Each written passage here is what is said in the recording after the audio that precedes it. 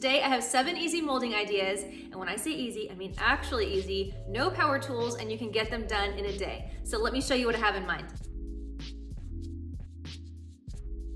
Start with the trendy one, the board and batten wall. This one cost about $100 and I finished it in a day. I'm not sure what to do with this tall wall here in the entry. A little banquette or table looked a little puny and the scale didn't work.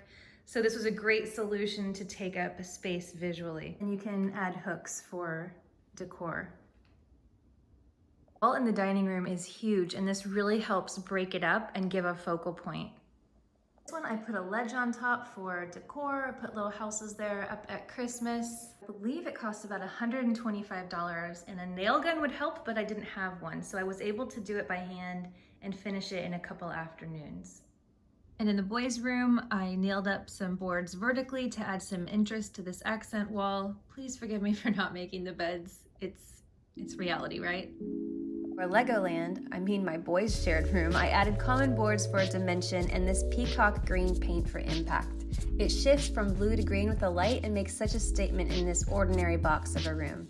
P.S. This is probably the 3rd time the beds have ever been made.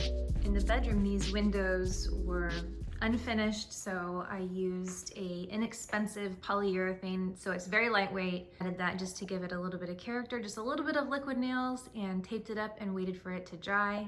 So that's a great trick.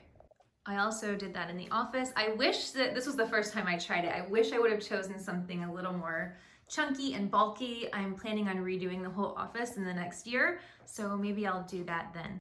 I have molding on the brain because I want to do something along the same lines above, but on a larger scale, above the sliding doors here and above this window. But I want to build them out a little more and add molding on the side as well.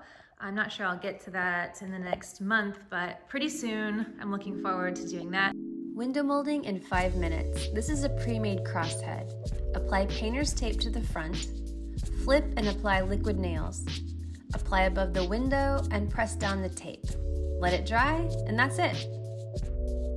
Okay, back in the bedroom, this is a really easy trick. This ceiling medallion cost $14. It's just plastic. You can paint it or you can leave it white, and it just adds a lot of character. I've also added one here in the bathroom. I used the same light. I wish it was still available. It was from World Market. They do have some other capiz, I'm not sure how you say it, fixtures that I really love. But anyway, here's the same medallion. I almost wish I would have done something even larger.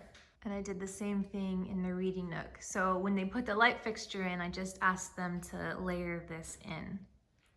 And then while we're here, there's a simple applique up here that you can just use. I just use a touch of liquid nails and stick it on just to add some character and sort of crown the window. Here's a cheap way to add character to your home. This plastic ceiling medallion costs $20 or less. All you have to do is layer it in when you change out a fixture. That's it. You can paint it or leave it white.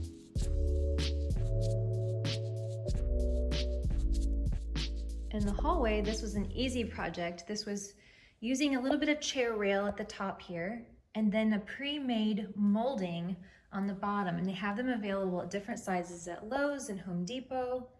And then I painted the doors the same color to give it a continuous look. It adds so much character and looks so much more expensive. It's very hard to film in my daughter's bathroom. There's just a piece of chair rail and then these pre-made forms. Doesn't get easier. Molding doesn't get easier than that. And for one more example, I did it in the boys' bathroom as well.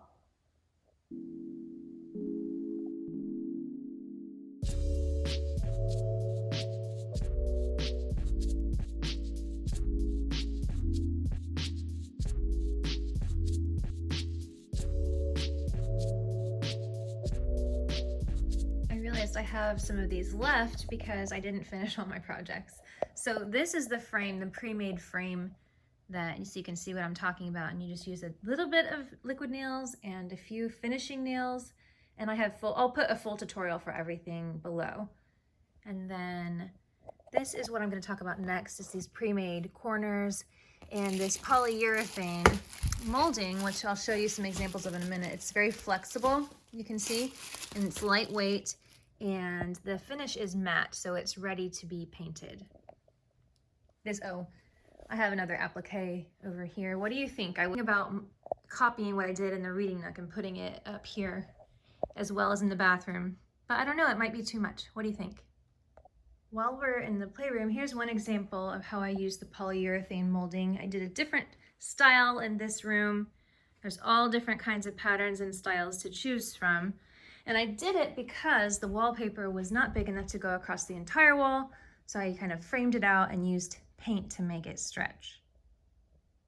I also used it in the reading nook, and I did have a miter saw at this point, but you don't have to use a miter saw. You could even use like a drywall knife or something like that because it cuts very easily. So the walls were tall, but that was the only challenge with this spot, and it just adds a lot of character. Urethane molding with pre-made corners is an easy way to put up molding. I put the corners up first with liquid nails, glue, and finishing nails. Next, I cut the trim to fit inside. I used a miter saw, but you can cut urethane easily by hand. Caulk everything and done. And finally, in Claire's room, I framed this mural that didn't quite fit the wall either. I always wonder if I should paint the outside the same green color. Social media always says no. What do you think? So that's what it looks like here. In this room, I did not use the miter saw.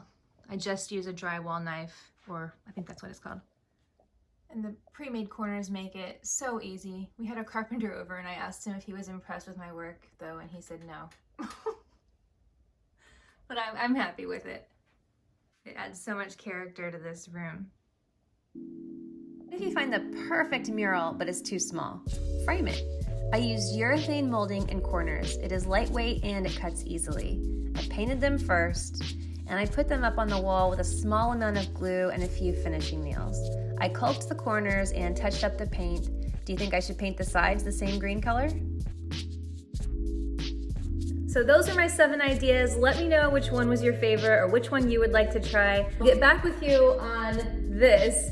It's much larger scale, so I really have to do some planning and thinking that one through, but I'll see you next time.